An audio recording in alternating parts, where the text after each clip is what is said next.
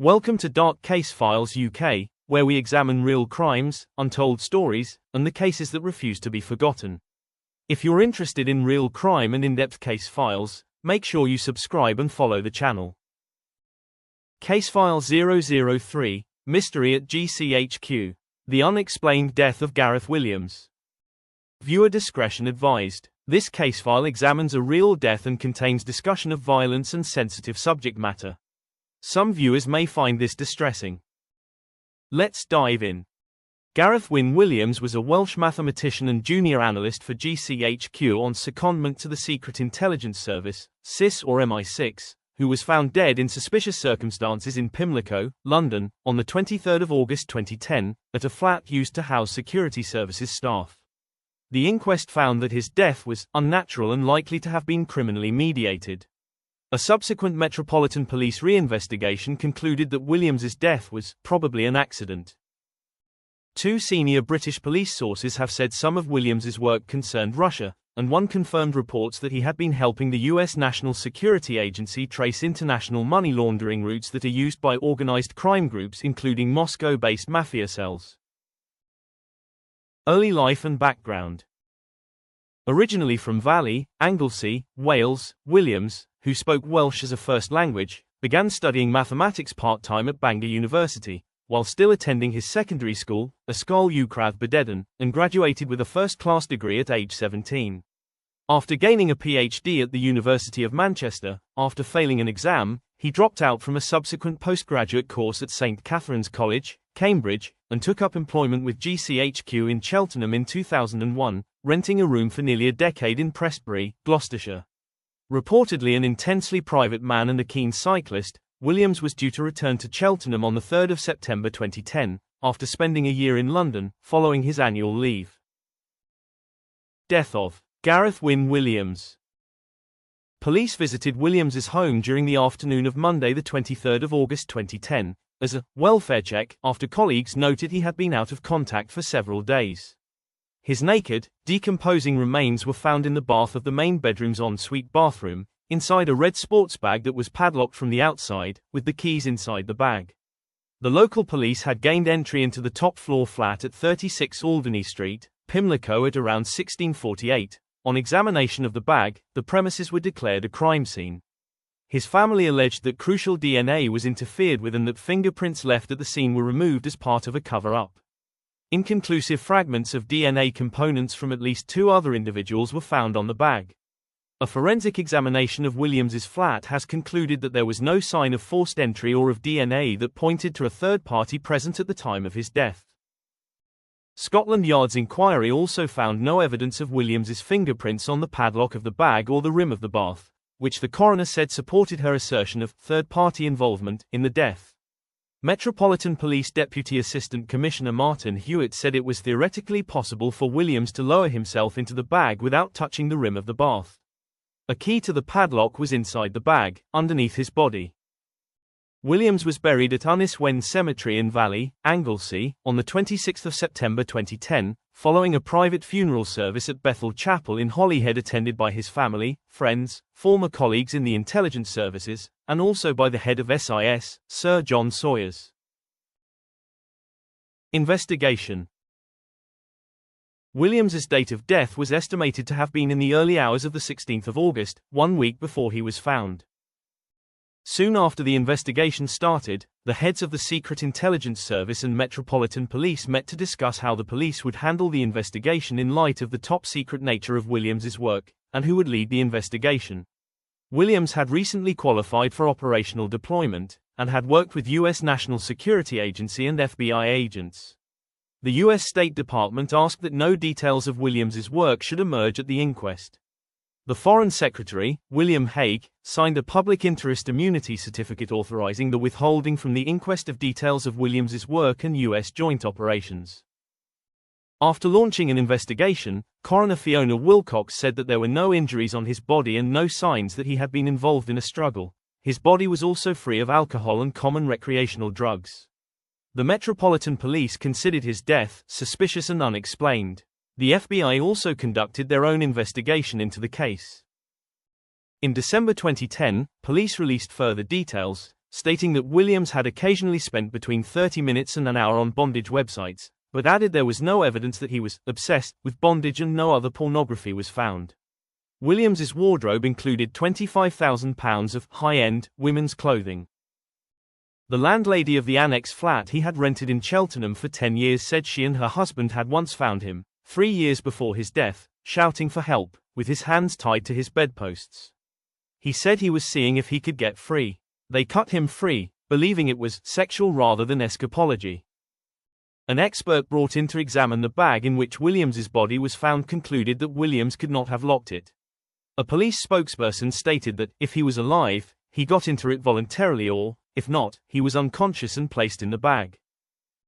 The heating in Williams's apartment was found to be turned on. It has been suggested an elevated temperature inside the apartment would have sped up the decomposition of Williams's body. Subsequently, the police released an e-fit photo of two people they were seeking, who were seen to enter the communal entrance of his home in June or July 2010. Coroner's inquest.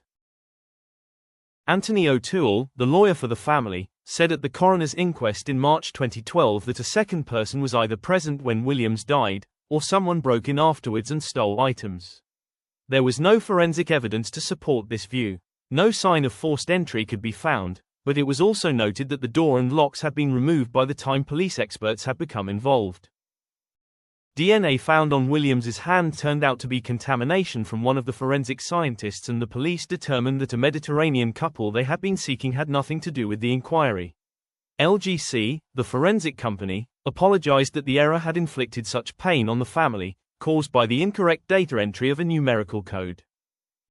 Evidence at the inquest showed that it would have been virtually impossible for Williams to have locked himself in the bag. Two experts were unable to lock themselves in a similar bag despite making 400 attempts to do so, although one stated there was a small chance Williams had managed the feat.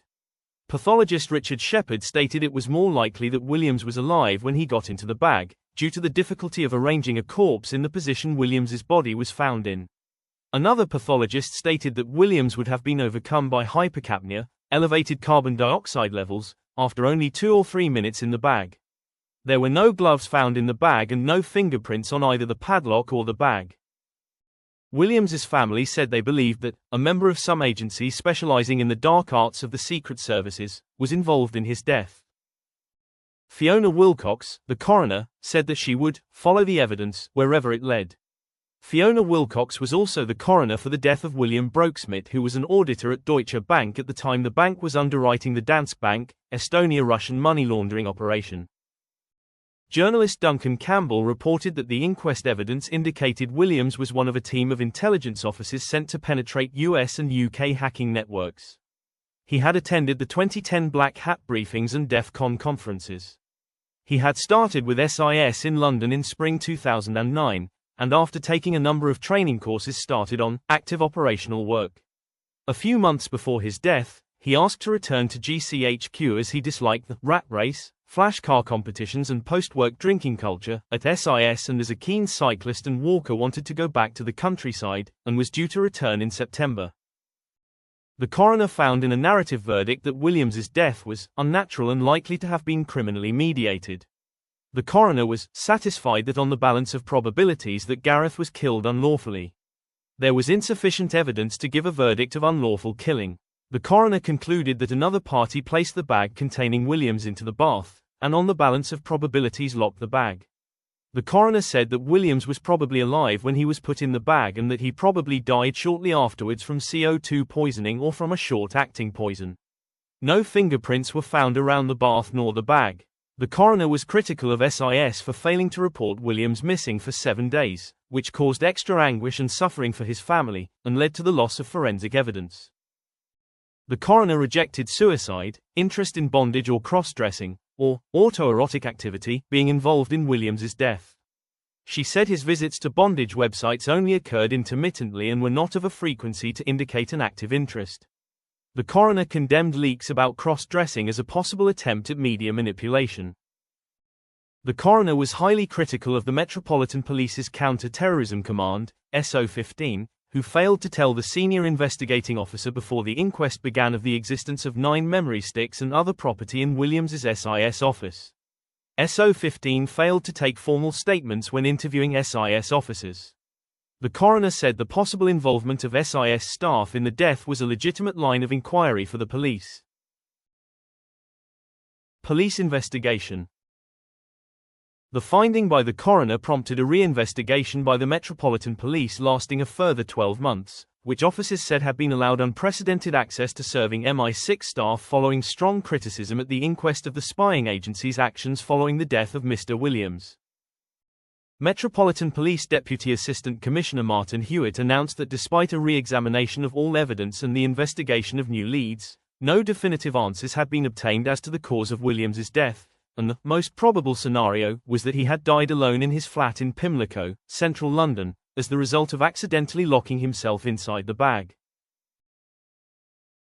Developments.